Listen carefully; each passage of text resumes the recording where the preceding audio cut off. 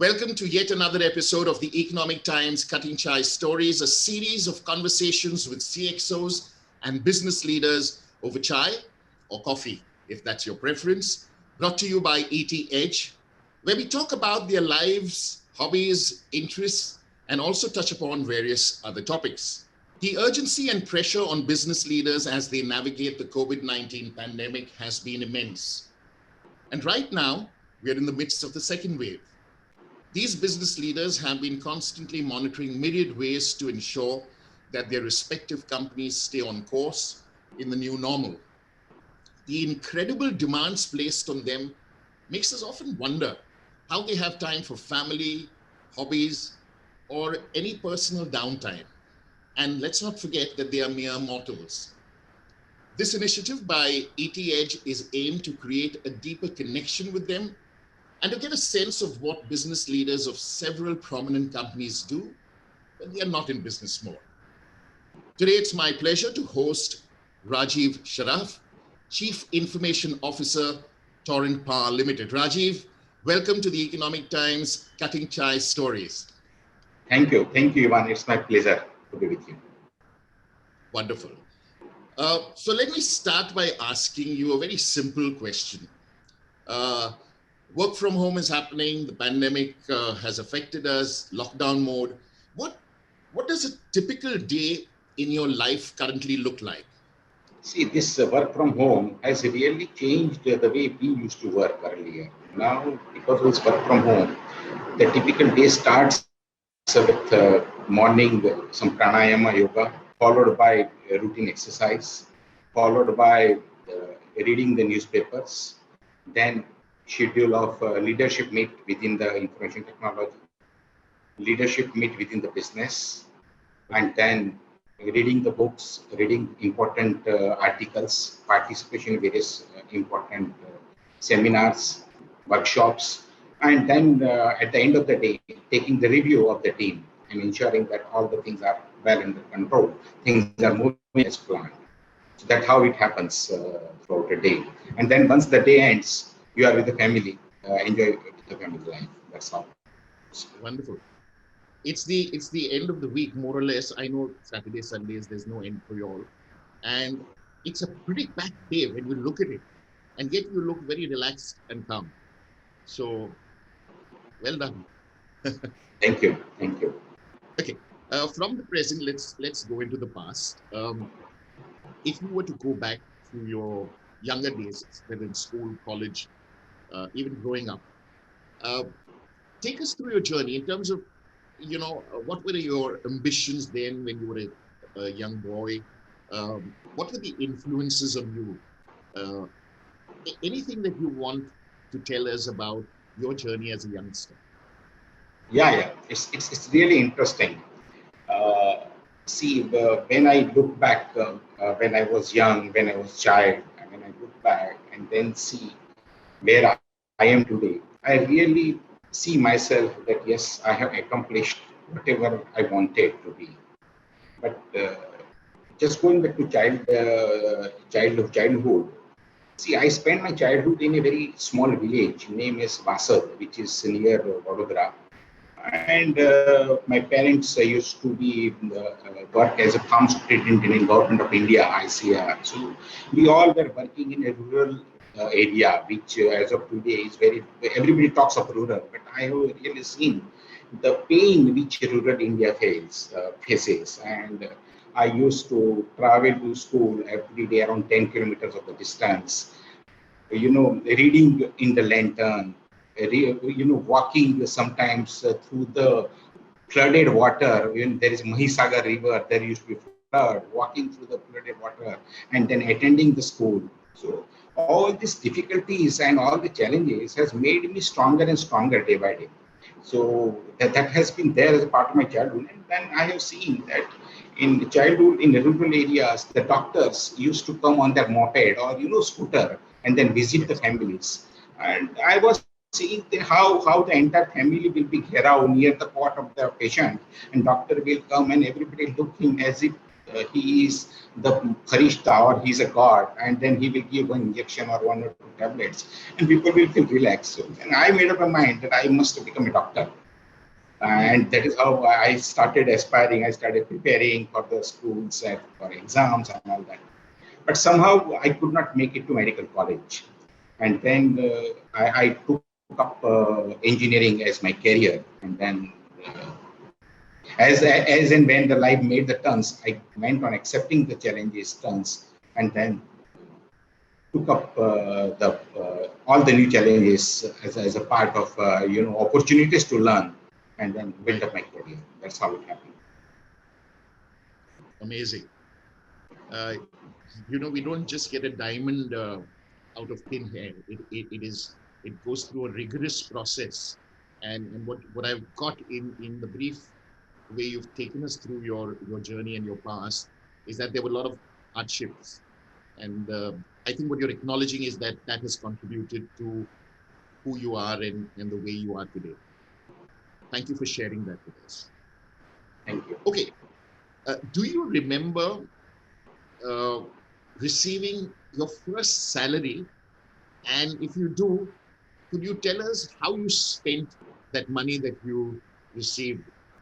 Oh, so first salary, like it was excitement. When I got first job, see, when I passed out after that, there used to be multiple interviews and all that. So I appeared for multiple interviews. I got multiple offers also.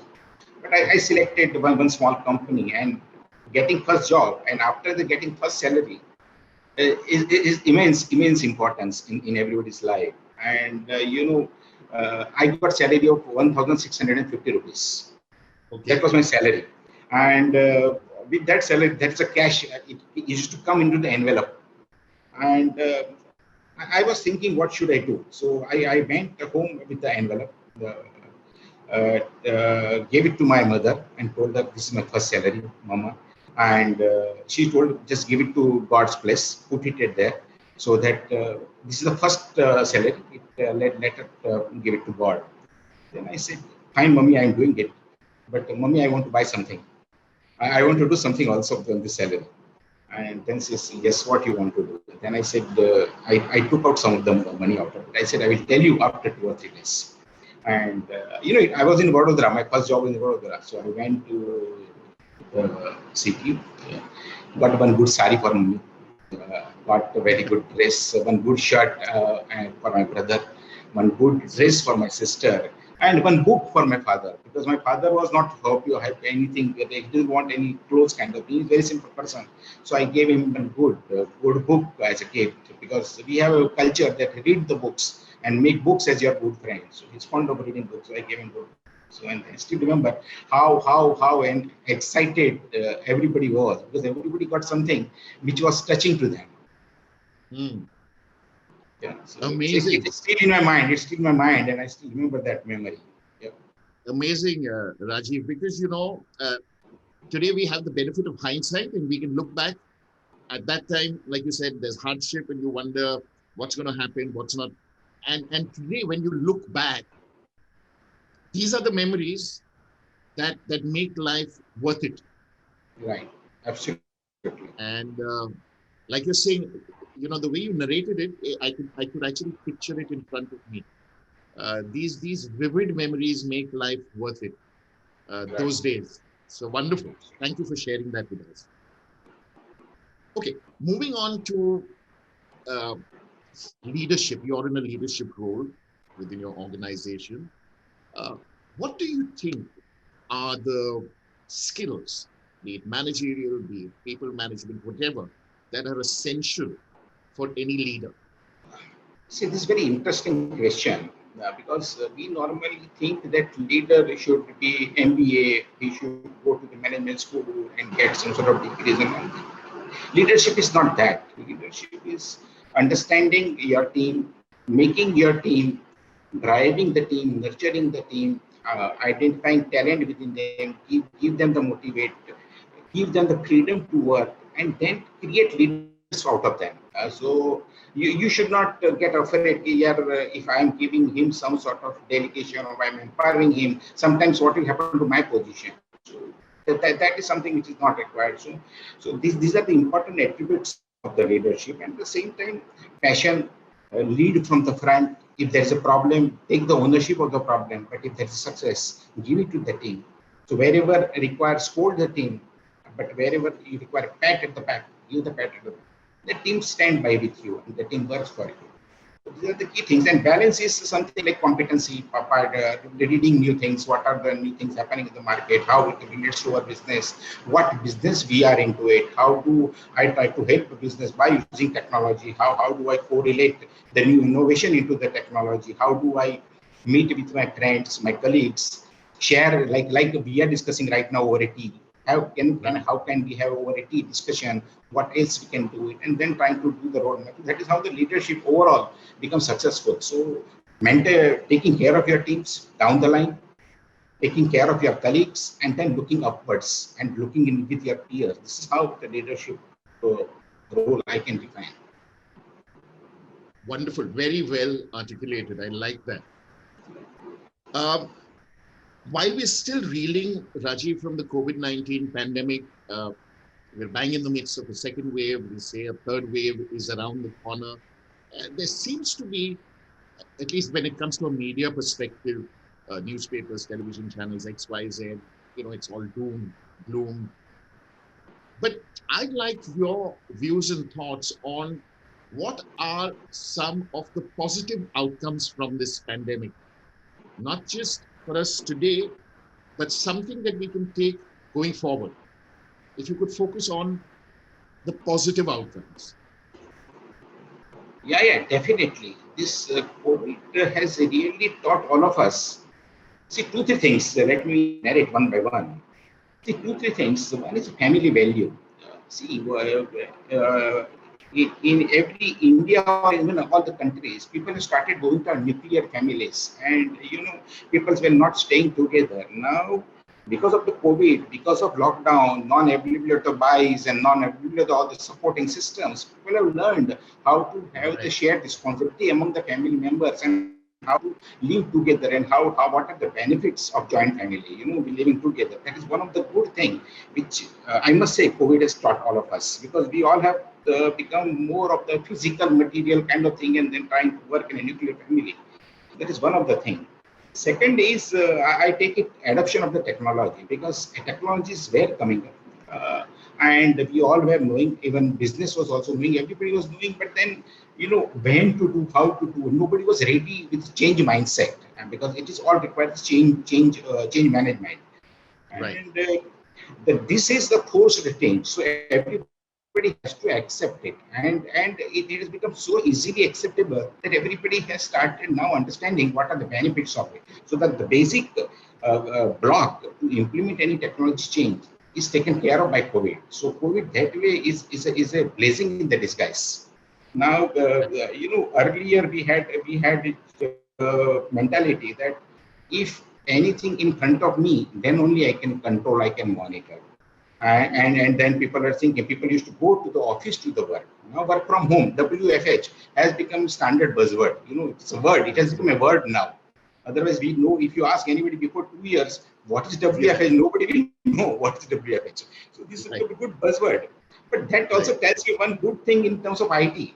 When we look at on-premise infrastructure, when we look at data center, then one of the biggest thought process comes in mind. My servers are in front of me. I can see within the data center. I can touch and feel about my servers. So that was a mentality. And now the cloud, where the servers are in the cloud, they are in the public data centers. So the mindset that whether I should go to the cloud adoption is also getting changed. So that is also helping us as a CIOs to push that the cloud is good for us. It is not that only there are issues. There are a lot of benefits with respect to cloud. So the cloud, this COVID in that way, I feel that it has helped all of us. The only thing is that we could not move outside. We could not roam outside. These are some of the things. Otherwise, it has become very good. We all have learned the family value, sitting together, taking lunch together, taking dinner together, having tea, morning, evening tea together. कभी सोचा ही नहीं था बस. We have never thought of this. Yes, sir. It's all started because of this COVID. Absolutely. Absolutely. Well said. What are your views on the younger generation of Indians, commonly referred to as millennials? As we know, that's a large chunk of the population, and looking at the professional space, I would say working population going forward. What advice or message uh, would you offer them, uh, given that there are pressures, given that they're trying to sort and figure out their lives, the pandemic is on, there are issues related to stress, anxiety. What advice do you have to offer them, Rajiv? See, young generation, we were also young, so there is always a generation gap which goes on continuing. The same way now the generation is coming up, we call them millennials. And they are lucky that they are born and brought up, or they have seen the mobile phones, everything, the usage of the smartphones, use of technology, and all these things, which otherwise we all were deprived when we were in that phase. So they have got all the benefits of the technology, usage of the technology, everything available with them. Then along with this, what has happened, they all have been getting confined to the phones. They all have been confined to the social media. They are not getting free or meet the outside world. That is one of the things which I feel, which I think they should take it. Second thing, a lot of things come on the social media, which also gives negative story, negative perception. They should not get bogged down by this. They should read some of the books, some of the good articles, and get themselves convinced about it, whether it is right or wrong, kind of. And the Sure. third one is they should have good patience, because young generation today, everybody has a temperament, but uh, patience is very important, and patience need to be learned, because uh, if you have a patient, then only you can become a good leader, because the truths cannot be realized immediately. So today I have given exam, or today I have done this thing, I must get this, I must get high salary. Once I become MBA, I must get this much salary. Those type of expectations are there. And these are good to have expectations, but we have to have patience, because one slowly, if you climb the ladder, you will always be successful. That's something which I should give it to young generation. Thank you. Thank you so much. Great. Um, what we're going to do now is move on to another section, Rajiv, which is called the one word, one line answer. I am going to throw some questions at you, uh, and I would expect your reply either in one word or in one line.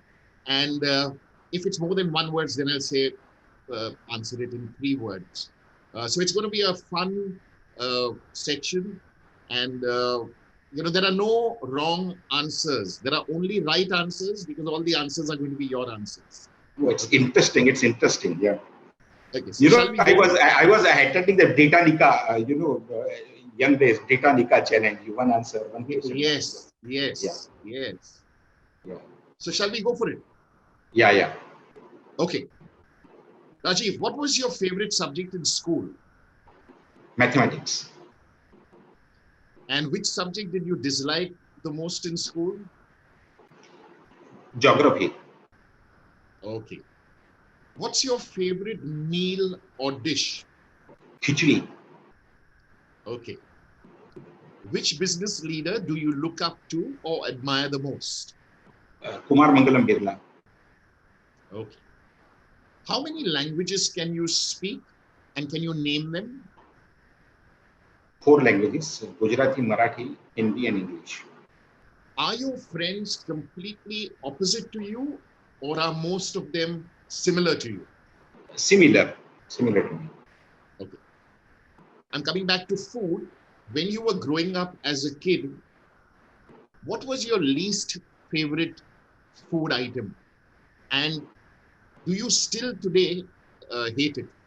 Least favorite food item was sabji of Karela. We call it Karela ki sabji. And Correct? today I enjoy it, because we make it by putting a lot of spice into it, a lot of dry fruits into it. So the bitter taste of the Karela is taken care of. So that is a vegetable which I normally dislike in the childhood or younghood, and now I like Sure. it. Okay. Great. Great. Thanks for sharing that.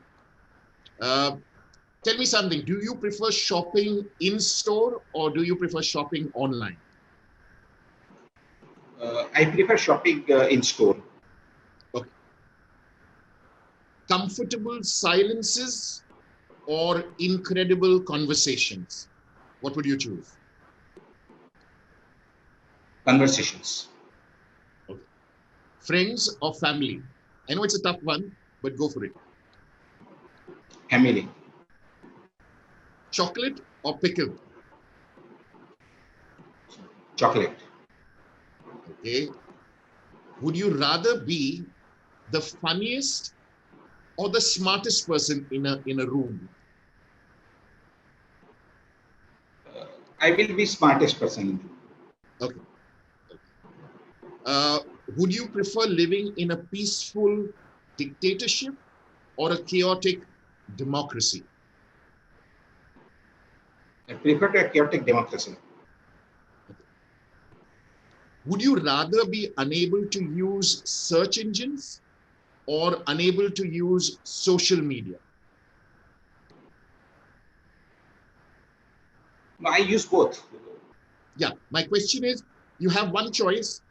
Uh, you can either choose search engines or you can choose social media. If you had to choose one of them. Search engine. If you were a gifted painter and could paint anything, what would you paint?